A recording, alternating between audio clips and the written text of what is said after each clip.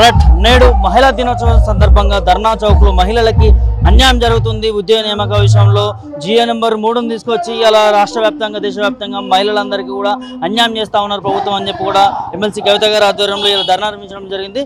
ఈ నేపథ్యంలో మనతో పాటు కార్పొరేటర్ హేమల శ్యామల గారు ఉన్నారు. వారితో మాట్లాడి ఈ ధర్నాకు సంబంధించి మరిన్ని విషయాలు తెలుసుకునే ప్రయత్నం చేద్దాం. చెప్పండి మేడం, ఇవాళ నిజంగా తెలంగాణ రాష్ట్రంలో మహిళలకు అన్యాయం జరుగుతూ ఉందా? జియో నెంబర్ తీసేయాలంటారా? ఏంది పరిస్థితి? ఖచ్చితంగా అండి, అన్యాయం జరుగుతుంది కాబట్టి ఈరోజు జాగృతి తరఫున ఎమ్మెల్సీ కవిత గారి హయాంలో ఈ ధర్నా పెట్టడం జరిగింది. సో ముఖ్యంగా జియో 3 వల్ల చాలామంది మహిళలకి ఇబ్బందే. ఎందుకంటే చదువులో కానివ్వండి, ఉద్యోగాల్లో కానివ్వండి 33% రిజర్వేషన్ లేకపోవడం వల్ల వచ్చే ఉద్యోగాలు చదువులలో కూడా వాళ్ళు వెనుకబడిపోతారు. మళ్ళీ పూర్వ వైభవం అంటే అప్పట్లో మహిళలు ఎట్లయితే ఒంటింటికి పరిమితం అన్నారో మరి అదే పరిస్థితి ఇప్పుడు వచ్చేది టట్టు కనిపిస్తుంది. సో మేము అందరం డిమాండ్ చేస్తున్నాం, జియో 3ని తీయాలా. ఏదైతే జియో 41 ఉందో 1996లో ఇంట్రడ్యూస్ చేసారో అది మళ్ళీ తీసుకొచ్చి మహిళలకి 33% రిజర్వేషన్ కలిపేయాలని చెప్పి మేము డిమాండ్ చేస్తున్నాం. కాంగ్రెస్ ప్రభుత్వం మహిళల కోసం ప్రత్యేకంగా మహిళలకు న్యాయం చేస్తుందని చెప్పి ముఖ్యమంత్రి రేవంత్ రెడ్డి గారు చెప్తారు. మా ఆడబిడ్డలకు నేనున్నా అంటాడు. మరి ఇలాంటి ఆడబిడ్డలకు ఎందుకు ఇలా చేస్తాం? అంటే ఇప్పుడు కేవలం రాజకీయ లబ్ధి కోసం రాజకీయాలలో వాళ్ళు గెలవాలని ఉద్దేశంతో మహిళలకి ఏవో హామీలు ఇచ్చారు, అబద్ధపు హామీలు ఇచ్చారు. మీరు ఆల్రెడీ చూసిర్రు, ఫ్రీ బస్ అన్నారు, 2500 అన్నారు, కళ్యాణ లక్ష్మి తులం బంగారం ఇస్తా అన్నారు, అట్లాగే 200 యూనిట్లు కరెంట్ అన్నారు, 500 గ్యాస్ అన్నారు. అంటే దాంట్లో కూడా వాళ్ళు క్రైటీరియా పెట్టారు. ఏది తెల్ల రేషన్ కార్డు ఉన్న వాళ్ళకి. తెల్ల రేషన్ కార్డు 97 lakhs మెంబర్స్ ఉన్నారు. దాంట్లో చూసుకుంటే పూర్తి స్థాయి గ్రౌండ్ రియాలిటీ పోయి చూస్తే అక్కడ వైట్ రేషన్ కార్డు ఉన్న వాళ్ళకు కూడా లబ్ధి పొందుతలేరు. సో కేవలం వాళ్ళు అబద్ధాలు చెప్పి మోసపూరితంగా ఈరోజు ఆ రాజకీయాల్లో అంటే అవకాశం తీసుకొని ఆడవాళ్ళకి అందరికి అబద్ధాలు చెప్పి ఈరోజు గద్దెనెక్కిర్రు. ఖచ్చితంగా రానున్న రోజుల్లో మహిళలకి ఈ కాంగ్రెస్ ప్రభుత్వం అన్యాయం చేస్తుందని మాకైతే ఈ 90 రోజు కాలంలోనే అర్థమైంది. ఎందుకంటే వాళ్ళు పెట్టిన హామీలే పూర్తి స్థాయి. ఇప్పుడు మీరు చూడండి, ఫ్రీ బస్ అన్నారు, బస్సులు పెంచకుండా ఫుడ్ బోర్డింగ్ చేస్తూ జుట్లు పట్టుకొని కొట్టుకునే పరిస్థితిని తీసుకొచ్చిండ్రు. సో ఇంకా కూడా 500 గ్యాస్ అంటున్నారు. ఇప్పుడు 500 గ్యాస్ ఎందుకండి? ఉద్యోగం ఇవ్వండి, చదువుకునే అవకాశాన్ని కల్పియండి.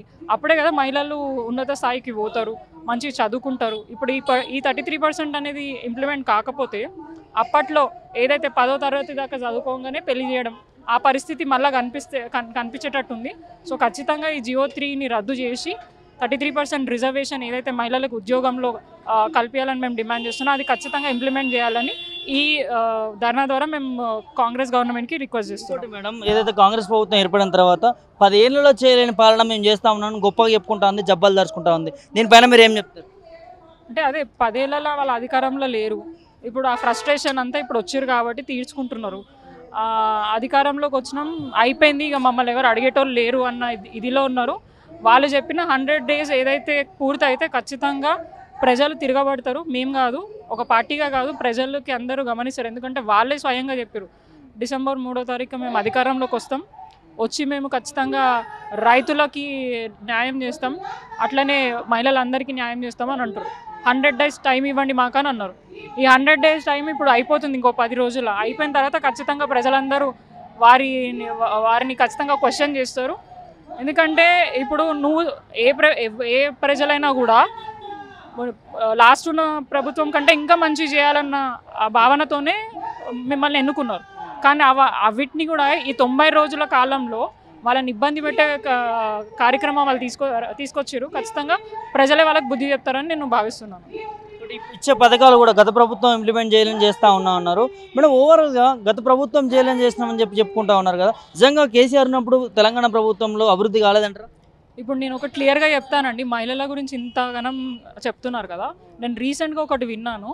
పొదుపు సంఘాల్లో ఉన్న మహిళలందరినీ కూడా వాళ్ళ రాజకీయ లబ్ధి కోసము ఆ సెల్ఫ్ హెల్ప్ గ్రూప్స్ ఉన్న మహిళలని మీటింగ్కి వాళ్ళని బెదిరించి మరీ వాళ్ళ మీటింగ్కి పిలుచుకోబోతున్నారు. అంటే అఫీషియల్ ప్రోగ్రామ్స్కి ఏం కాదు కానివ్వండి, అన్అఫీషియల్ పొలిటికల్ ప్రోగ్రామ్స్కి కూడా మహిళలని, అంటే మీరు రాకపోతే మేము మీ లోన్స్ని కట్ చేస్తాం, మీకు లోన్స్ రాకుండా చేస్తాం, వాళ్ళు బాధపడుతున్నారు. అంటే మహిళలు అంటే వాళ్ళు వచ్చి మాకు చెప్పుకున్న సందర్భాలు ఉన్నాయి. మమ్మల్ని ఏమో మీటింగ్లకు రమ్మంటున్నారు, లోన్లు ఇవ్వనంటున్నారు, కట్ చేస్తా అంటున్నారు. మేము 2 పూటలు పని చేస్తేనే ఆ పైసలు వస్తే మేము లోన్ కట్టుకుంటామమ్మా, ఇట్లా మీటింగ్లలో పోతుంటే మేము లోన్ కట్టుకోలేము, పైసలు కట్టుకోలేము. సో అట్లాంటి పరిస్థితి ఉంది. ఇంకేదో మహిళల గురించి ఇవన్నీ ఫ్రీ అని అంటున్నాడు. మాకేం కూడా మేము రేషన్ కార్డు ఉన్నోళ్ళము, మాకు కూడా ఇప్పుడు దాకా రాలేదు. 200 యూనిట్స్ అన్నారు, నాకు 150 190 లోపలే బిల్ వస్తుంది, కానీ ఇప్పుడు దాకా నాకు అది రాలేదు. అట్లా ఎన్నో సమస్యలు మహిళలు వచ్చి మాకు చెప్పుకోవడం జరుగుతుంది. బీఆర్ఎస్ ప్రభుత్వం హయాంలో కేసీఆర్ గారు ఏదైతే పథకాలు మహిళల గురించి ప్రత్యేకంగా పెట్టినారో ప్రతి ఒక్క మహిళలు వాళ్ళు అందుకున్నారు. కేసీఆర్ కిట్టే కానివ్వండి, కళ్యాణ్ లక్ష్మే కానివ్వండి, పొదుపు సంఘాలలో వాళ్ళకి అంటే ఫైనాన్షియల్గా ఎదగడానికి వాళ్ళకి సహకరించారు, లోన్స్ ఇవ్వడం జరిగింది. అట్లాగే తెలంగాణ రాష్ట్రంలో మహిళల గురించి ప్రత్యేకంగా వీహబ్ అన్నను కూడా ఏర్పాటు చేసి మహిళా సాధికారత గురించి ఎంతో కృషి చేస్తున్నారు. సో ఇట్లాంటి ఎన్నో మంచి కార్యక్రమాలు చేస్తుంటే అలాంటివన్నిటినీ కూడా పక్కకు పెట్టాలా. తెలంగాణ రాష్ట్ర అంటే ఇప్పుడు కాంగ్రెస్ గవర్నమెంట్ వచ్చింది కదా, కేసీఆర్ గారు చేసిన ప్రవేశపెట్టిన పథకాలన్నీ మేము తీసేస్తాం, కొత్తవి ఇంప్లిమెంట్ చేస్తాం అంటే వారి ఆనవాళ్ళు ఎటువంటివి లేకుండా చేయాలన్న ఉద్దేశం ముఖ్యమంత్రి రేవంత్ రెడ్డి గారికి కనిపిస్తుంది. అవుతుందా రేవంత్ రెడ్డి వల్ల అవుతుందా? కేసీఆర్ ఆనవాళ్ళు లేకుండా నేడు తెలంగాణ రాష్ట్రాన్ని తీసుకొచ్చిన సీఎం కేసీఆర్, మాజీ సీఎం కేసీఆర్ గారు ఆనవాళ్ళు లేకుండా చేయడం అవుతుందండి? అది ఆయన ఊహనే అంతే, అది ఖచ్చితంగా కాదు. తెలంగాణ రాష్ట్ర ప్రజలందరికీ తెలుసు తెలంగాణ రాష్ట్రం కావాలని ఎంత కొట్లాడి తెచ్చుకున్న తెలంగాణని సాధించుకొని నీళ్లు నిధులు నియామకాల ట్యాగ్ లైన్తో ముందుకు పోయినారు. సో అవన్నిటినీ కూడా వారు ఈ 10 సంవత్సరాల కాలంలో ఫుల్ఫిల్ చేశారు. ఇంకా కూడా చేసే అవకాశం ఉన్నా కానీ కొన్ని చోట్ల ప్రజలు ఆశతోని కాంగ్రెస్ గవర్నమెంట్కి అవకాశం కల్పించారు. ఇప్పుడు కాళేశ్వరం లాంటి పెద్ద ప్రాజెక్ట్ని నీళ్ళు ఏదో 2 పిల్లర్లు కూలిపోతే మేడిగడ్డలో దాన్ని రిపేర్ చేయకుండా టైంపాస్ చేస్తూ ప్రజలని మళ్ళీ రైతులని మోసం చేస్తూ ఇవన్నీ కార్యక్రమాలు టైంపాస్ చేస్తున్నారు. రేపు వచ్చేది ఈ ఎండాకాలం తర్వాత వర్షాకాలం వస్తుంది, ఆ వాటర్ అన్నిటిని కూడా ఎక్కడ డైవర్ట్ చేస్తారు, ఎట్లు ఇస్తారు ఏంటిది అనేది కూడా క్లారిటీ లేదు. అంటే ఎటువంటి అధికారం ఏదైతే అడ్మినిస్ట్రేషన్ మీద అవగాహన లేని ముఖ్యమంత్రి మనకు దొరకడం దురదృష్టకరం. ఖచ్చితంగా తెలంగాణ ప్రజలందరూ కూడా వారికి బుద్ధి చెప్తారు. కేసీఆర్ గారు పెట్టిన ఆనవాళ్ళని చెరిపే హక్కు కానీ అధికారం కానీ వారికి లేదు. ప్రజలు మాత్రం ఖచ్చితంగా ఇది చేస్తారు. అంటే తెలంగాణ సెక్రటేరియట్ ముందు తెలంగాణ తల్లిని విగ్రహం తీసేసి ఆయన రాజీవ్ గాంధీ విగ్రహం పెడతా అన్నాడు. ఏం చేసిండని రాజీవ్ గాంధీ విగ్రహం పెట్టాలి? సో ప్రజలందరూ గమనిస్తున్నారు, వారికి ఖచ్చితంగా బుద్ధి చెప్తారని నాకైతే నమ్మకం ఉంది. మేడం, లోక్సభ ఎన్నికలకు సంబంధించి ఒకవైపు కేటీఆర్ కావచ్చు, ఇంకోవైపు రేవంత్ రెడ్డి కావచ్చు, సై అంటే సై అనుకుంటున్నారు. మీరు ఒక బీఆర్ఎస్ పార్టీ నుంచి నాయకురాలుగా ఏం చెప్తారు దీనిపై? ఎప్పుడైనా ఎవరికైనా ఏ పార్టీకైనా ఆ స్ఫూర్తి అనేది ఉండాలి, ప్రజలకి మంచి చేయాలన్న ఇంటెన్షన్ ఉండాలి. బీఆర్ఎస్ పార్టీకి ముందటి నుంచి 10 సంవత్సరాల కాలం ముందు నుంచి, అందుకని తెలంగాణ తెచ్చుకున్న రాష్ట్రం కాబట్టి తెలంగాణ ప్రజల బతుకులు మార్చాలన్న ఉద్దేశం వారికి ఉంది కాబట్టి సో ఆ స్ఫూర్తితోనే ఈ పార్లమెంట్ ఎలక్షన్స్లో కూడా ముందుకెళ్తారు. ఎందుకంటే లాస్ట్ టైం ఉన్న ఎంపీలు కూడా అంటే మన పార్లమెంట్లో ఎన్నో తెలంగాణ గురించి, వాళ్ళ హక్కుల గురించి, నిధుల గురించి అడిగిన వాళ్ళే.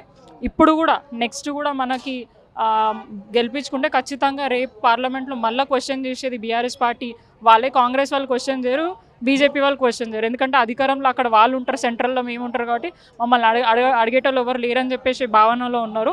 మీరు మొన్న కూడా చేసారు, మన సీఎం రేవంత్ రెడ్డి గారు ఒక వేదిక ద్వారా మోదీ గారిని మా పెద్దన్న అని అన్నారు. అంటే ఇంటర్నల్ ఒప్పందం వాళ్ళ మధ్యలో ఉంది కాబట్టి వాళ్ళు అంటే మన ఇద్దరం వస్తే దేశాన్ని దోచుకోవచ్చు అన్న ఉద్దేశంతో వాళ్ళు ముందుకు పోతున్నారని మేము అనుకుంటున్నాము.